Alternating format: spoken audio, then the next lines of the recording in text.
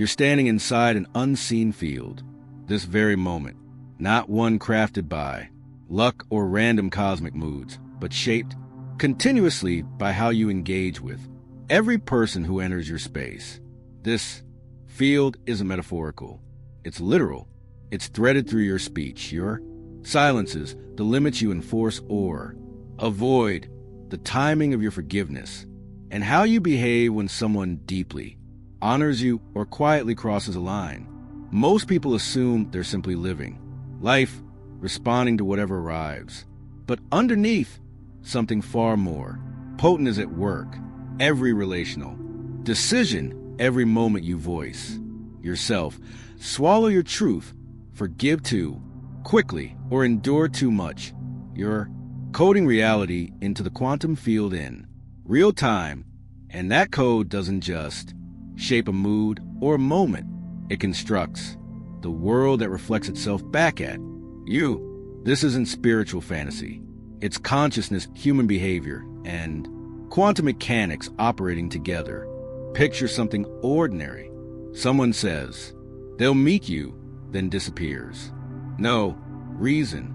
You tell yourself, it's okay, no need to overreact. But that quiet peace you're claiming, it's actually a transmission. You just informed the field disrespect is allowed here. You're not handling a simple no-show. You're showing others how your energy can be handled. And the real issue isn't their choice, it's your reaction. That reaction becomes a template the field uses to determine what is permitted.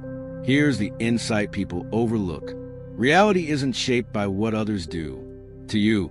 It's shaped by the energetic consequences you allow. Someone may lie, manipulate, or diminish you, but only if your field registers no cause for that behavior. Likewise, someone can bring loyalty, honesty, and warmth, but only if your field welcomes and rewards that frequency. And remember, there's no such thing as neutral. Choosing silence is still a message. Stillness has signal. Avoiding conflict isn't elevation. It's data. And accepting disrespect, even once, tells a field it's safe to repeat. You are constantly in communication with the field. The real question is, are you speaking with intention or unconsciously permitting?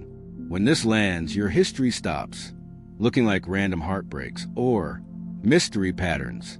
It finally becomes clear people continued those behaviors because you never energetically reset. The first moment, you weren't unlucky. You were accommodating. And that recognition isn't shame. It's power. Real strength isn't about dominating conversations or never getting hurt. It's about reciprocal clarity, a steady, coherent relational flow that builds trust without naivety and enforces respect without hostility. It's simple. Start with openness, not forced. Pleasantness, but real availability. Assume good intention until proven otherwise. Reflect what you receive. Match collaboration with collaboration. And misalignment with immediate, measured response. Not revenge, just accurate reality feedback. Address the crossing of a line the moment it happens, without anger, with grounded presence. That doesn't work for me. And when someone sincerely adjusts, restore connection fully. No emotional invoices, no tally mistakes, just a clean reopening of trust. This isn't just spiritual instinct. It's been scientifically demonstrated. In the 1980s, political scientist Robert Axelrod conducted a landmark competition where specialists in game theory, economics, psychology, and military strategy entered algorithms to compete in repeated relational scenarios. Some systems relied on lies. Others attempted pure dominance.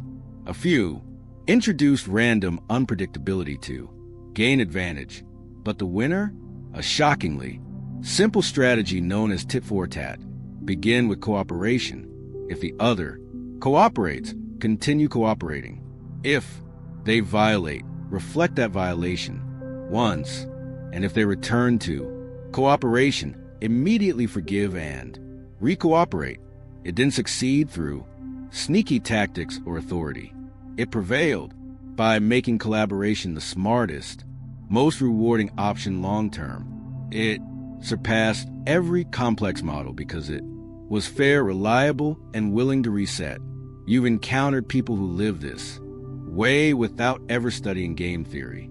They're the individuals who are easy to trust, impossible to exploit, and valued in every setting. Why? Because they remove energetic ambiguity. You always know your position, no guessing games, no hidden bitterness, no sudden eruptions. Now compare that with the two common losing approaches. First, the chronic pleaser, eternally agreeable, endlessly patient, absorbing disrespect to keep harmony. They think they're being loving, but in reality, they're planting seeds of chaos. Generosity without limits isn't love. It's a silent invitation for misuse. And eventually they're suppressed. Boundaries explode or they disappear, leaving confusion in their wake. On the other end is the armored controller, wary and flexible, always prepared for harm. They believe they're guarding their soul, but they're really teaching others to interact only when obligated, or not at all. They may win short-term conflicts, but lose the deeper human victory of connection. Both directions lead to heartbreak, one through exhaustion, the other through loneliness. But reciprocal clarity creates something uniquely compelling: reputation. Not the shallow, kind people gossip about in shadows, but your steady, recognizable energetic identity. When others witness that you lead with trust yet uphold fairness instantly, they stop pushing boundaries, not out of fear, but because they clearly recognize your frequency, and that makes you one of the rarest forces in any environment, someone truly worth aligning with. This reliability transforms you into what systems theory calls a stable attractor, a center coherence so strong that everything around you begins to organize into harmony. And here's the beautiful chain reaction. Anyone who connects with you carries that clarity forward into their relationships. They now know the feeling of genuine mutual exchange and instinctively begin to expect it everywhere. You're not just altering your world, you're imprinting a new relational code into the collective. This is where manifestation meets strategy. Blurry boundaries send a message to the quantum field. I'm willing to receive less than my true value. And the field, neutral, accurate, responsive, reflects that. Signal back through your experiences.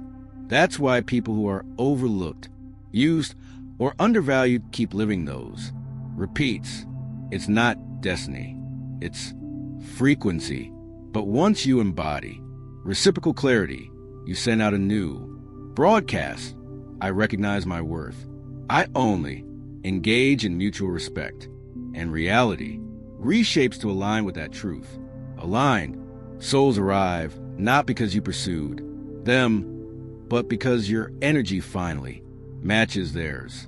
Draining connections dissolve not because you force them, but because you no longer vibrate at their level. Boundaries aren't barriers against love.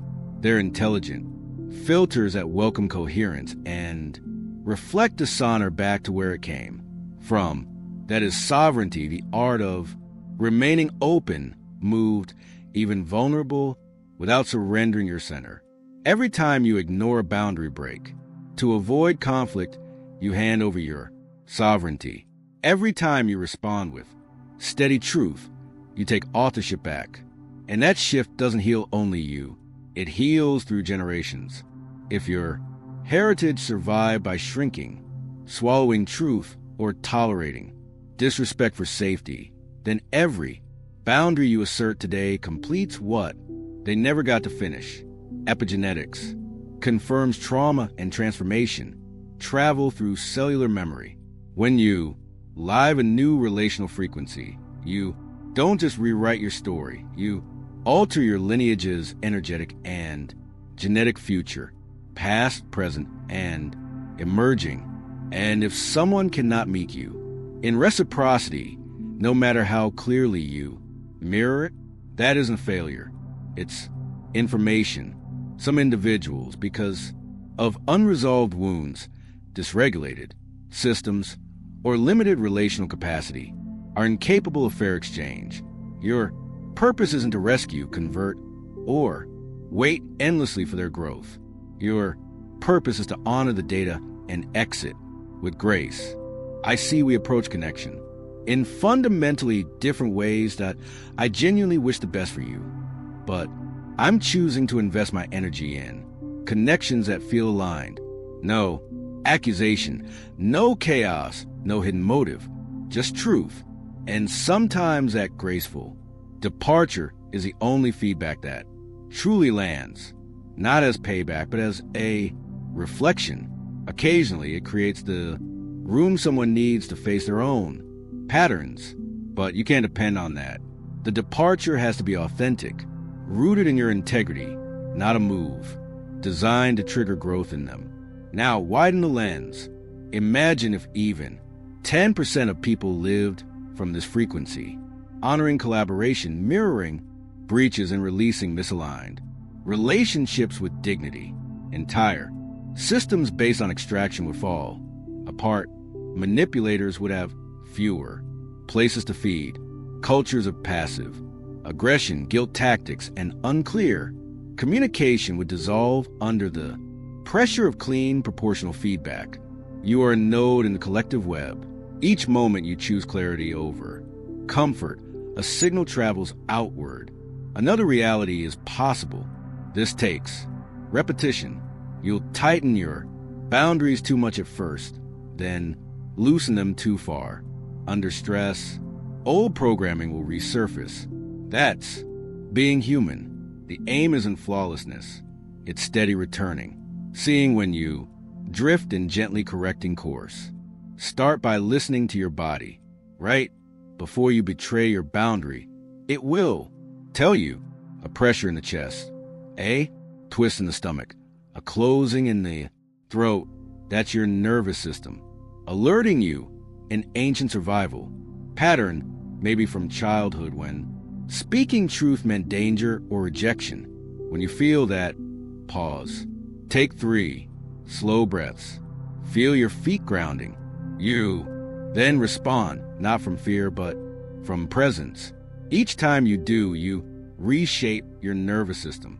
You teach your body that clarity is safety. Boundaries support closeness. I remain love when I honor myself. Eventually, this becomes effortless.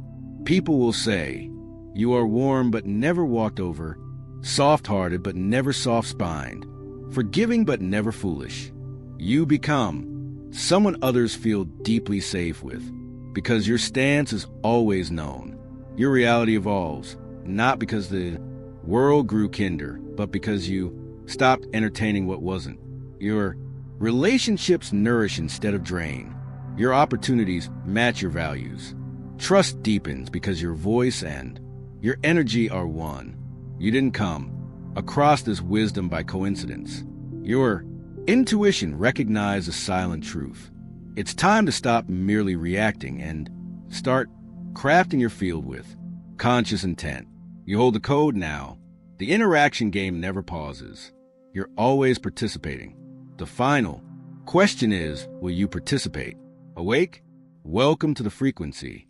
Let every response count.